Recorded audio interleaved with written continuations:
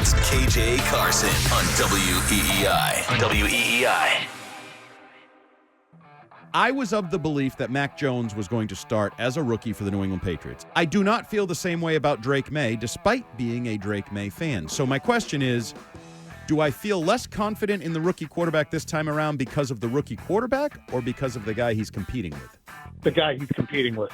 You know, the gap between Cam Newton and Mac Jones in terms of being able to get the ball out on time accurately and manipulate things at the line of scrimmage and understand what they were looking at was non-existent. I don't think Drake Maye has a shot. I think it was Chad Graff. I was reading his story on The Athletic, and he said 35% chance that Drake Maye is the opening day starter, which certainly isn't walking the plank and saying I think it's going to happen, but I don't think it's even close to that. I mean, he has to win by friggin' knockout and injury to be starting on day one. Final hour here with KJ on WEEI, 617-779-7937. Text line 37937. That's Tommy Curran on earlier this week with Andy Hart filling it. See, it's the week of nothing. Greg Hill hasn't been here all week. Jones and Mego were kind of in and out this week with different matchups. Gresham, Fourier, different. Week of nothing. This is where they all get the break. But look, Tommy Curran is absolutely right. And this is what I've been saying all along. Do not put Drake Maye out there week one unless you want to see Mac Jones Jr. out there. No confidence, not able to see what you do wrong, what you do right. Even if you look back at some of Drake Maye's college decisions, you're like, okay, brother, that gunslinging stuff that you can get away with against an ACC defense is not going to fly against your own defense in practice in the pros. And so, yes, Jacoby Brissett is a better stopgap placement person than Cam Newton was. By that time, I mean, it felt like Cam Newton had both of his shoulders taken out in a WrestleMania match and tried to come back and play football. Like he just could not throw the ball outside the numbers down the field. Mac Jones could, but Mac Jones was not given enough time to process the speed of the league. And by the last days of Mac Jones, we just saw someone, if you're a kid playing football, like 1, 2, 3, hike, like one Mississippi rush. He was just overwhelmed. So the last thing you want to do is take a guy who they find themselves overwhelmed in the same way, could end up being Zach Wilson, which is a little bit worse than what you got for Mac Jones. All right, still to come, we've got Would You Rather More Likely To Either Or. That's before we get out of here. And then you've got Fitzy and John Lyons next at 12 o'clock. So you say, all right, with all these things going on and how you don't want Drake Maye in there right away, this is why I'm like, hey, the Brandon Aiyuk talk, it's too soon. And you just don't, I mean, yeah, it sounds sexy. You want to be in the middle of it. You want to feel like the Patriots are in the middle of the conversation. You've got the cap space. But let me tell you why, yes, I would be for Brandon Aiyuk, and why no, I would be for Brandon Aiyuk, or I would be against Brandon Aiyuk. So let me do the yes first, so that way I'm not coming off as someone's like, you just don't want them to succeed. I mean, if there's an opportunity to make a move, you make a move. You do this, that, and the third. So I'm going to tell you why I would agree with anybody who says get Brandon Aiyuk. One, an immediate wide receiver one that defenses have to game plan for. There's nobody in this room right now. If anything, right now, they're probably saying, hey, watch out for Kendrick Bourne on third downs. Don't let him get behind the defense. It's not like he's going to burn you, but he'll give you first downs. His throw to catch ratio has been incredible his entire career. But if you've got Brandon Aiyuk out there, you're like, okay, not only do you have to watch for over the top, but then you also have to say, if we send two men to him, that leaves wide receiver two to come across, or you can get to the tight ends, and so forth. So it's a much bigger headache. Yes, Brandon Aiyuk would be the reason why defenses talk about him first, even more so than stopping Ramondre Stevenson. The conversation would be about Brandon Aiyuk first and foremost. So that is one of the reasons why, yes, you go after Brandon Aiyuk. 2, first down and touchdown machine. 80% of Brandon Aiyuk's catches, 8 out of 10 of them, are either for a first down or touchdown. What does this team have a problem doing over the years? Moving the ball. Special teams would give them great field position. There have been years where special teams would be average starting field position would be like 1, 2, 3 in the league. Couldn't move the ball. Why? Because they couldn't get a first down. Holding on the ball for like a minute and a half. Punt. He reduces your use for the special teams. So absolutely yes. 80% of his first downs, of his catches are first downs or touchdowns? Jeez. That would be in the yes category. for Brandon Aiyuk. Another yes, KJ, another yes. He provides a rookie quarterback the best tools at that position. If you're talking about, hey, what's available, who is out there, Brandon Aiyuk is one of the best tools in the league as a wide receiver. So we're not talking about, okay, we'll get him something serviceable, maybe work around like what's been going on here over the last couple of years. You would get one of the best tools in the league for a rookie quarterback. So those are my yeses. Are those fair, Nico? Producer Nico? Oh, those are definitely fair. Absolutely fair, but I'm still telling you why I'm on a no for Brandon Aiyuk, and here it goes. High cost that likely loses you a high first-round pick and a large sum of cap space for one player. What if he doesn't sign the extension? What if he gets here and says, I can't do it with this guy?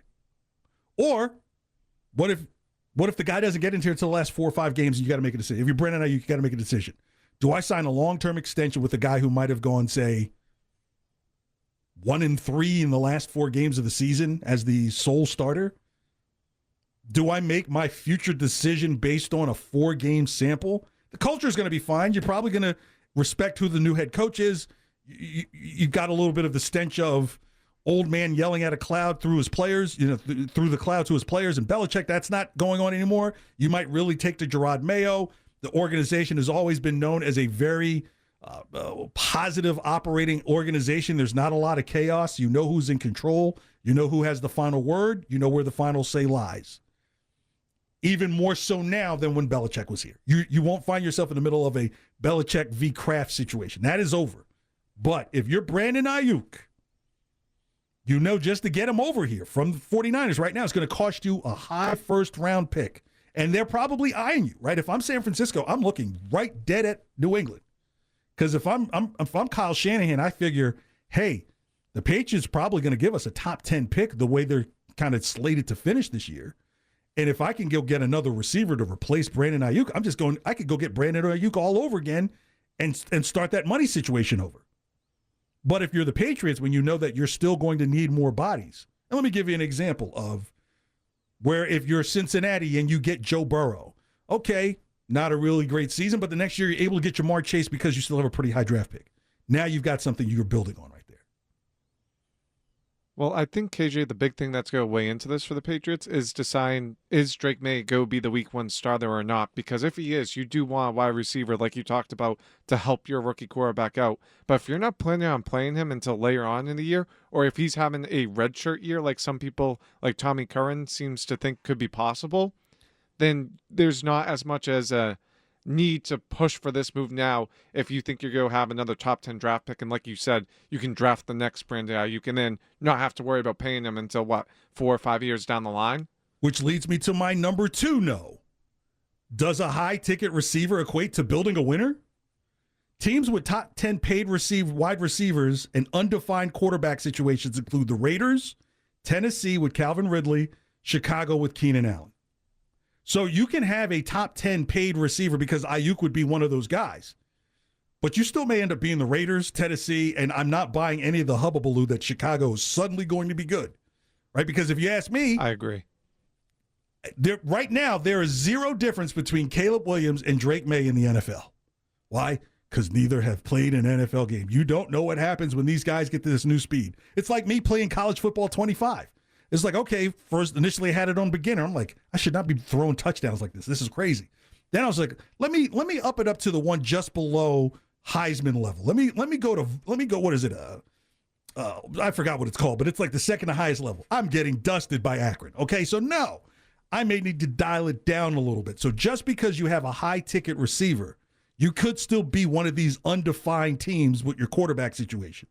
But the Raiders, they don't even know who the quarterback is and what is the talk. Maybe Devontae Adams is out of there. Tennessee got Calvin Ridley, but they've got the 2 last Patriots misses.